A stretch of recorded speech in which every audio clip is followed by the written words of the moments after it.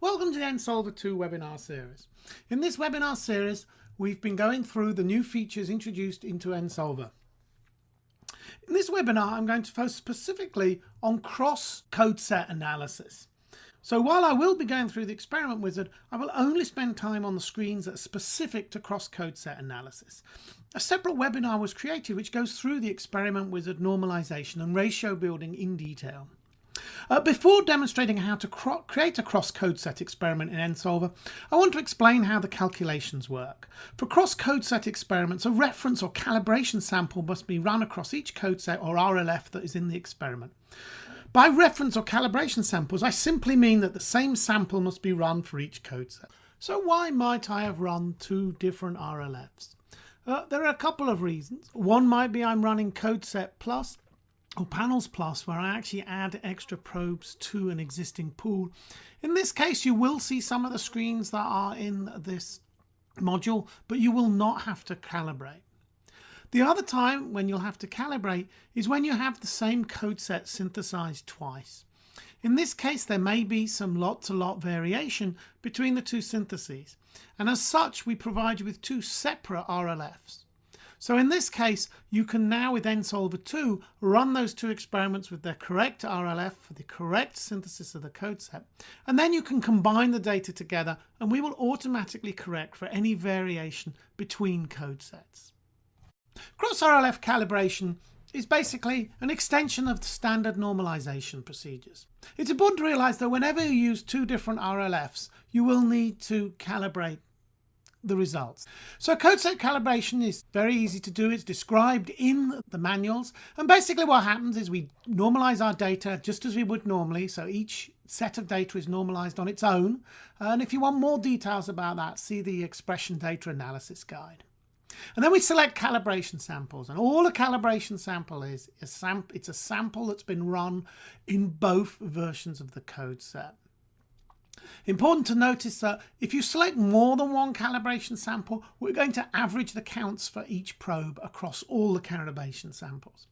It's important to realize that calibration is done on a per probe basis, so we can only calibrate probes that are present in both code sets. And then the resulting ratios are multiplied by the normalized counts of the samples, and this gives us our calibrated counts. And then the normalized data level displayed in the tables will reflect these calibrated counts. So a very simple normalization procedure, but completely automated for you by nSolver. So importing your RCC files is exactly the same as for any other analysis. The important thing for cross-code set RLF analysis is you do need to import the Rlf files using the Rlf importation dialog. I've already imported my Rlf files, and I've imported two code sets. They are the same code set synthesized at different times, and my calibration sample is sample 12. So once I've done this, I make my experiment just as I would normally. Select a new experiment in study I1, and I add the two code set files. Select multiple RLFs by control-clicking on Windows or shift-clicking on the Mac. It's important to note that the Rlf files must be imported in order to create a cross-code set experiment. If the desired RLFs are not loaded, then you'll get an error and not be able to proceed past this page. If you're doing a code set plus experiment, it's important that the original RLF names not change, as code set plus is identified by file name and hence will not force a reference sample to be identified. So for cross-code set experiments, the next page of the experiment wizard displays information about the overlapping genes that are across RLFs that were selected.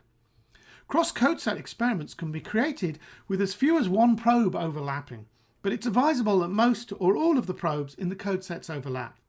This is because the resulting data tables and analysis will contain only the overlapping probes, as we'll be unable to do correction in this wizard for probes that aren't shared between code sets. The next screen in the wizard is the Add Sample Annotation page. This screen is exactly the same for cross-code set experiments as it is for other code sets, so I just quickly added in some annotations.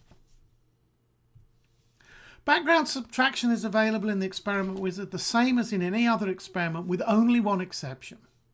If you select blank lane background subtraction, you need to run a blank lane for each code set and specify it here.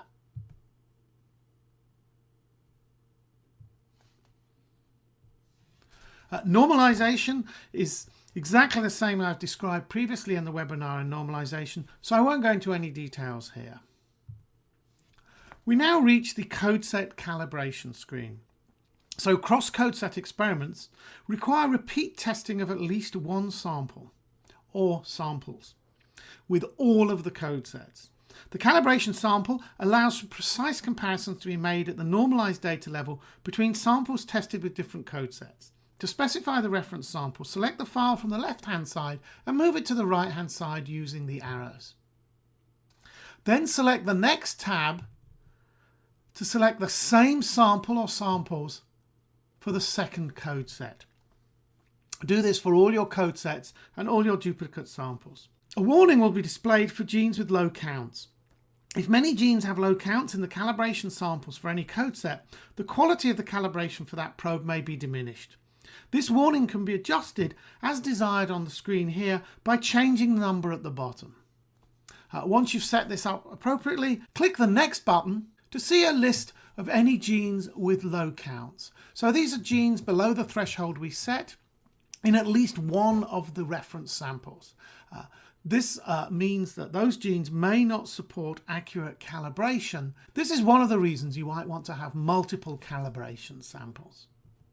The next page is fold change estimation, which is exactly the same as before. So I'm going to select a baseline group and carry on. And then when I finish, it will build the experiment and I'll be able to observe it on the analysis screen. If I open up the experiment screen, I can see the different levels of data available. These are all exactly the same as I described previously, with the exception that the normalized data now reflects background subtraction, normalization, as well as the calibration we just carried out in this wizard. Thank you very much for listening to this webinar. I hope it's been useful. I look forward to sharing other webinars with you. If you have any questions, first look in the nSolver manual that was downloaded with your install. Any problems, contact nSolver support for nSolver questions. And as always, contact support at NanoString for any general nCounter questions. Thank you very much for listening to this webinar. And I hope you continue to listen to our nSolver 2 webinar series.